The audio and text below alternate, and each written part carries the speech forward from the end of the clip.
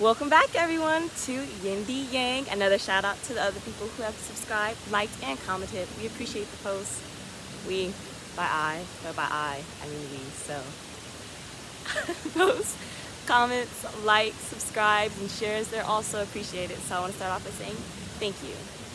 So we started deep with the importance of self-love and how it can affect you mentally.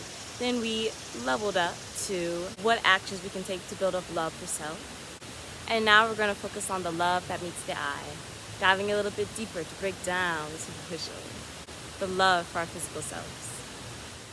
Love your body now. It's a decision only you can make, and it starts with a choice. Love does not come when we finally look a certain way, because we change. We are dynamic individuals, and our physical self is always going to change. Love comes with accepting yourself fully as you are right now, because you are going to change. Love comes when you remember that you are so much more than your physical self. There is more to life than what others see. There's so much more to you than what meets the eye. When God created us, we were created in God's image. Take that in for a second. We were made in the image of a beautiful creator, the one that created all things perfect. So what makes you think you're not just as you are? Do you think you're the exception? Well, you're not. And I can tell you that right now. You are perfect just the way you are. It's every single imperfection that makes you perfect. So accept it and love it. Love yourself. Because the one that created you before you were even born, before you were even known, before you even thought, God made you. God created you just as you are. Every physical aspect you have, every part of you was created with intention for who you are now and who you will become. Your body is amazing. And don't just mean physically. Within you is this dynamic system of positive and negative feedback, of loops, of communication. Your body does extraordinary things just to keep you alive. Did you know that? Well, I'm telling you now, you are amazing. Your body is amazing. Your body is fighting for every single breath you take, even when you don't feel like taking it. Your body is fighting for you out of love. When you get hurt, it's not time, it's not medicine, it's not doctors. It's nothing else that heals you but your body, what God gave you. Your body is healing itself, not time. Not medicine, not the medication. Your body is doing that for you so you can keep living. Brain is communicating with different parts of yourself so that you can express your fullest physical potential. If you disagree and you just feel like your body hates you because it keeps breaking down, it's not healing fast enough, it's not doing what you want it to do, your body's not listening to you, it is because there is some type of interference blocking that, keeping you from expressing your fullest potential. Someone said to me yesterday, when things are going wrong in your life, look within. A lot of things in our life have an inward source. We can't expect things on the outside to change what's going on inside, and the inside affects what's going on the outside. Interference to this full expression of self are caused by trauma, toxins, and thoughts. So maybe you need to analyze what's going on in your mind. Maybe you need to change your habits, change your lifestyle, or change the environment you're in, your surroundings, because that is what's affecting you inwardly and changing your life outwardly. So start within, and that's what we're gonna do. Now, so we've talked about self-love, but I also do think we need to address what love really is. Media portrays love very superficially, on the aspect of what we're trying to break down now, the attraction or love for physical selves. True love is deep and vast, dynamic and complicated. The reason we have troubles with love and self-love is because we're looking too superficially. We're looking at it as pampered phase. We're looking at it as buying yourself expensive things, looking good. It's so much more. It's so much more.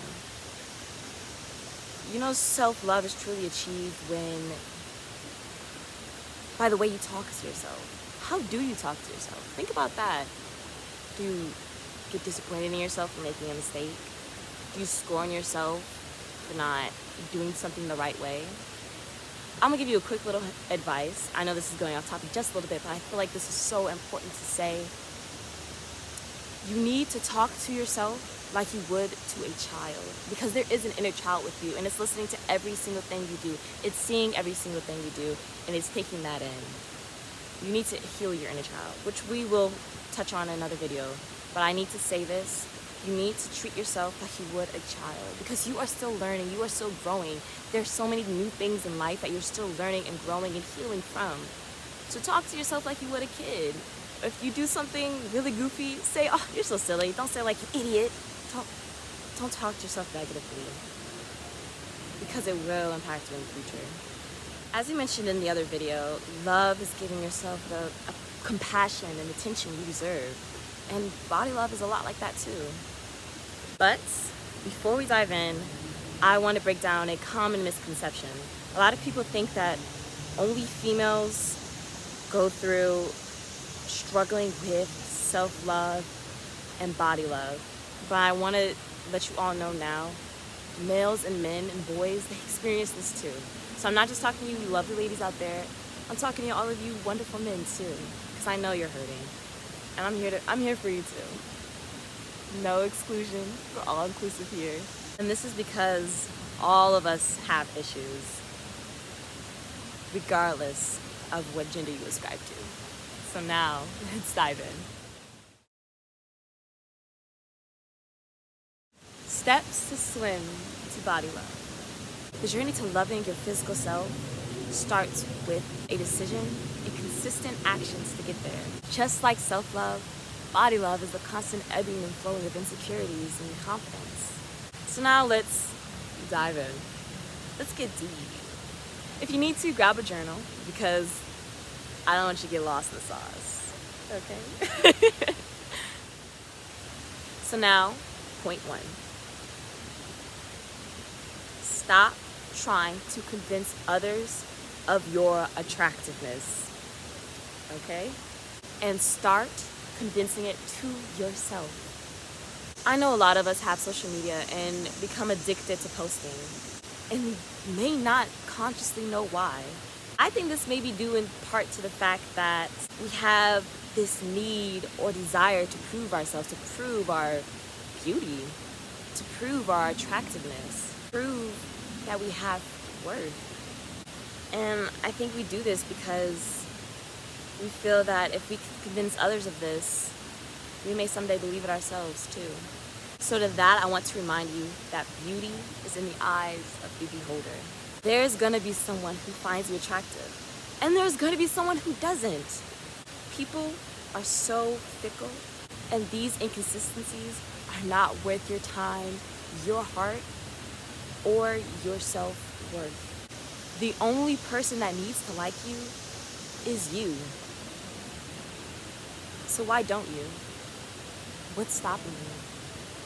There's a Japanese legend that says, the face you have now is the face of the person you loved most in your past life. Take that in for a second. The person you loved most. Their face is now the face that you currently have.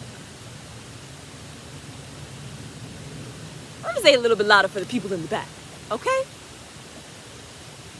The face you have is the face of the one you loved most in your past life. Now imagine that. Just think of that for a moment, as if it were an undeniable fact. You have loved you once before. So what is stopping you from loving you now and again and again? If it's because of media, cut it out. If it's because of people in your life, cut them out. Don't cut them out, but distance yourself. Because I think cutting people off is a very drastic measure. Only if it's like 100% absolutely necessary. Okay, but limit your time on the media. Limit your time with that person. Okay? And if it's because of a lifestyle choice, change it. Now, Point number 2. You should be the only person you are changing for. So now, what are things that you love? What are things that you love about yourself? Focus on that. And if you can't find anything, I'm sure there's something, but if you're really just going through a rut right now and you can't find anything, look up positive affirmations to do day in and day out. And keep doing those, repeating those daily as a habit, as a routine, until you finally see the truth behind them. And you can come up with your own words that are unique and beautiful to you. And now, amplify that part of you until it radiates into your whole being, shining the light in the dark places that you hid out of spite. Let your light shine so you can see it. Create the life you want by stepping into it. And lastly, my third point. This journey does not happen overnight. You don't get there overnight. And you may not stay there for the night. As I mentioned before, self-love is like a boat that you constantly have to swim to when it capsizes. You find that part of yourself that you really like, and someone comes up and says something about it, then you fall off your boat with no one there to save you. And that asset becomes an insecurity. While that wound is still healing, remember that there are other great things about you. It's just a matter of you remembering them and finding them again. Remember the tools that you have. Look in the mirror. You are beautiful. You are beautiful. You are beautiful. And I'm not just saying that just to say it, just to get the likes and subscribes. They're appreciated, but I'm not here for that. I'm here to share the knowledge and just share the truth. And you are the truth. You are beautiful, regardless of what anyone says, regardless of how you look. You are beautiful because you are you. And as long as you're letting your true inner light shine, I think that's what true beauty is. So while that wound is healing, remember that there are other things about yourself that are not skin deep. So this third point is about patience. This journey is a constant ebbing and flowing, and lows may become inevitable, just like a wave. Sometimes you get right up and you're on top of that wave, it has to come back down. So just make sure you have the proper equipment that keeps you afloat when the whole world seems to be crashing down around you. You've got to use those lows as the momentum to propel you back up, to propel you forward, to push you and elevate you to a new high. After some time of practice, you will see that what others say and think makes no difference to who you are. Them suddenly seeing one unlikable aspect about yourself does not change that you still have a lot of great traits and beautiful attributes. Just because they point it out does not mean that's who you are. And it's not your defining characteristic. It's just something that they noticed based on their projection of life and their projection onto you. So regardless of people say, it does not change who you are. Please remember that. Their validation and approval does not matter. Only yours does. Everyone is going to have an opinion. It's what you do with it that makes a difference. And lastly, as always, I'm going to leave you all with the quotes by Lao Tzu. Care about what other people say, and you will always be their prisoner. Alright, you guys. That's all I have for you for now. And until then, let's go live life and love without apology.